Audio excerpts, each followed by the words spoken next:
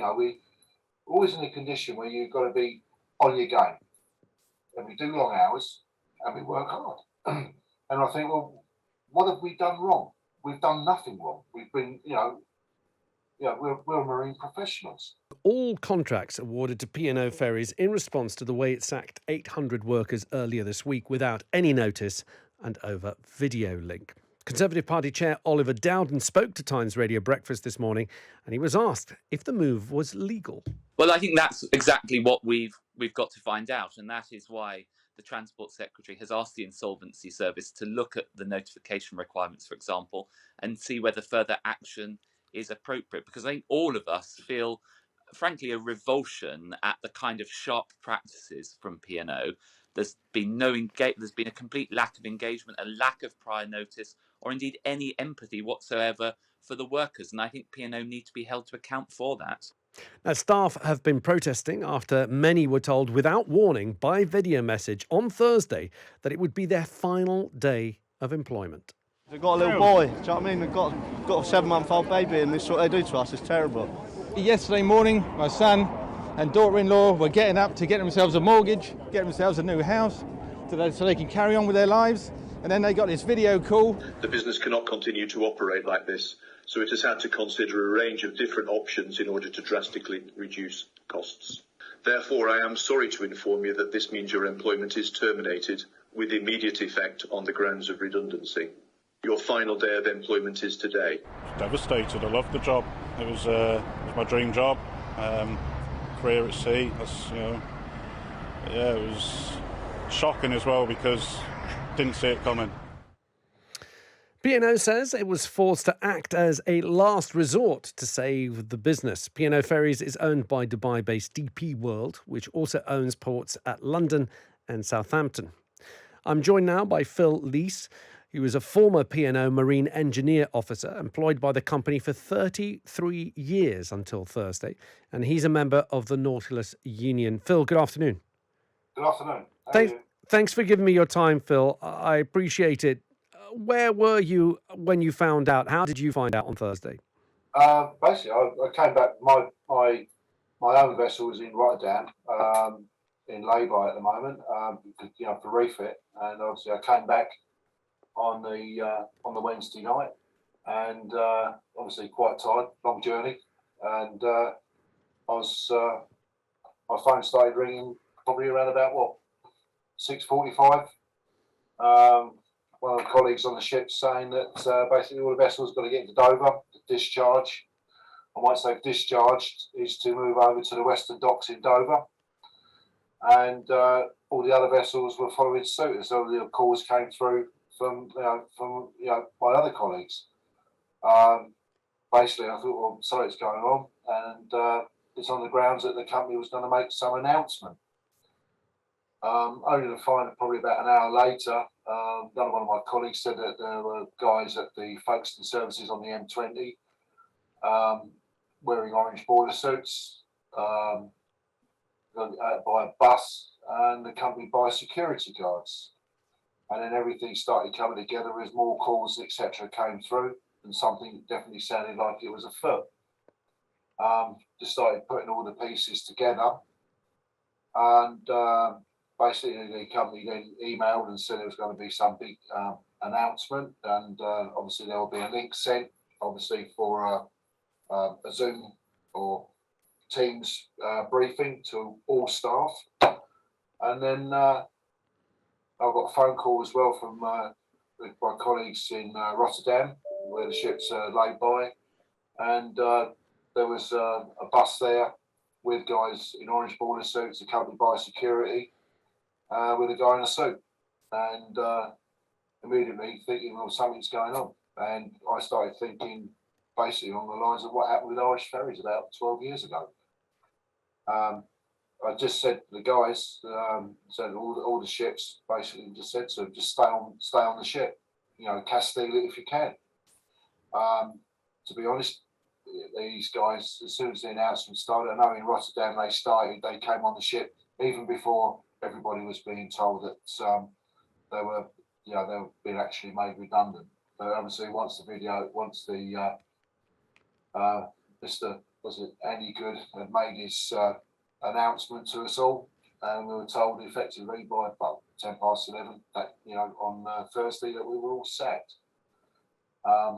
Yeah, very numbing. And these guys came on. They were very intimidating, and basically staff were given about 5 minutes to get off the ship. Well, so were you told you've got 5 minutes to get off the ship, get your belongings, and off you go?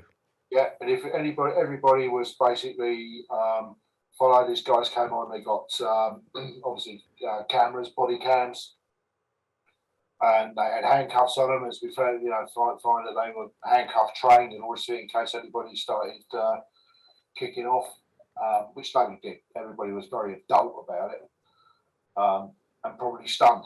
And to be honest, this was a little bit of a shock and awe type operation, really. Phil, you've been with the company for 33 years, and all of a sudden someone's telling you, pack up your stuff, you've got 5 minutes to just get out of this company. How did that make you feel? Shocked, numb, and you think, is this a bad dream? I'm sitting here at home and listening to this thing, and I had to play it back about 3 times for it to sort of sink in. And me? Are they going to get rid of me? Why? What have I done wrong? I mean, you say 33 years, it's probably nearer 34. But I'm sitting here thinking, what have I done wrong? I've been a loyal employee.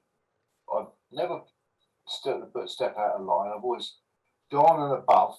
I've always gone the extra mile. I've done so much for this, with this company.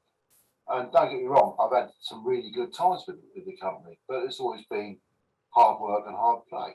But to suddenly take this all away, and it's all the experience, it's just dumped us. And suddenly, you're removed from a ship. I mean, my class of ship is a very complicated machine to run, and our job is very intense. I mean, we do 10 trips a day, and we're out there in the busiest shipping channel in the world, dodging steel every day. And we always do our best, and we always maintain it. We're always in a state of standby. We're always in a condition where you've got to be on your game. And we do long hours, and we work hard. And I think, well, what have we done wrong? We've done nothing wrong. We've been, we're marine professionals.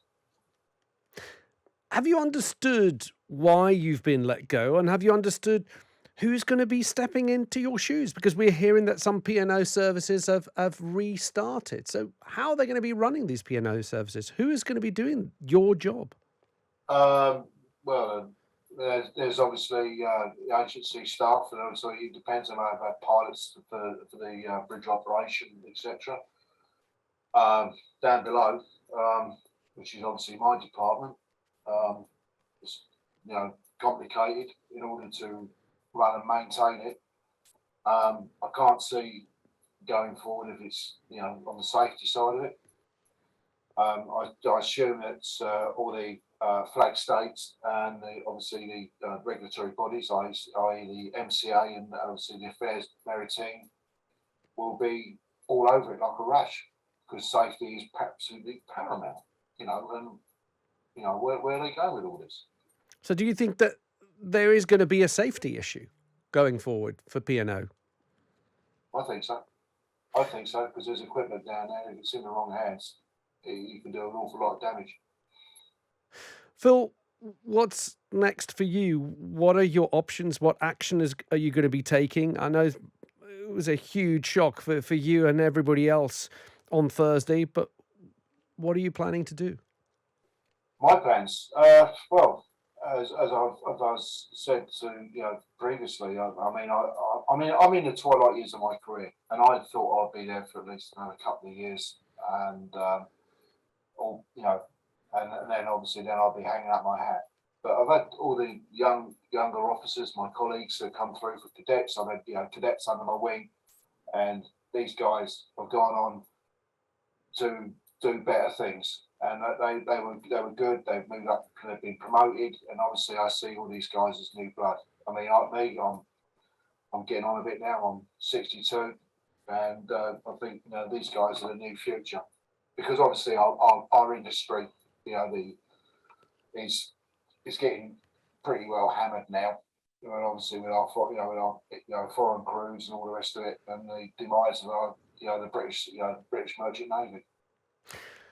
Phil, I just want to read you the statement from P&O on Friday. It says, "We took this difficult decision as a last resort and only after full consideration of all other options, but ultimately we concluded that the business wouldn't survive without fundamentally changed crewing arrangements, which in turn would inevitably result in redundancies."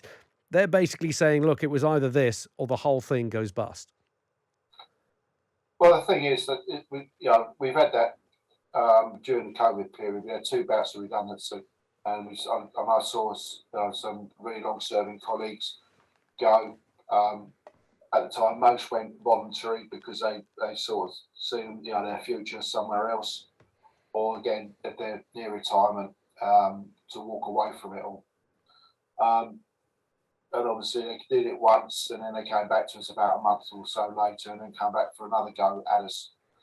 And we assumed that was it. That was the end of the story, end of it, and we can move on and get on with our lives. And to be honest, when you lose a colleague and all the rest of it, and somebody's missing from the workplace, it's quite noticeable, and it takes a while to adjust. And I'm just sickened and saddened at the way that this has been done. There's been no consultation at all. There should be consultation. It's in, and as far as our collective bargaining agreement is concerned, we're supposed to adhere to British law, and it seems to me that P&O have just ridden through all that coaching horses. Phil, thank you so much for sharing your story with me. I'm so sorry you had to go through that on Thursday. No one should have to go through that. But keep in touch. Let us know what you're going to be doing next. And we're going to be following this story here on Times Radio, I'm sure, for the coming days. Phil, thank you for your time. Thank you, Alexis. Thank you. Phil Lees there. He was a former P&O marine engineer and officer there. He was employed by the company for 33 years until that video message popped on his phone on Thursday.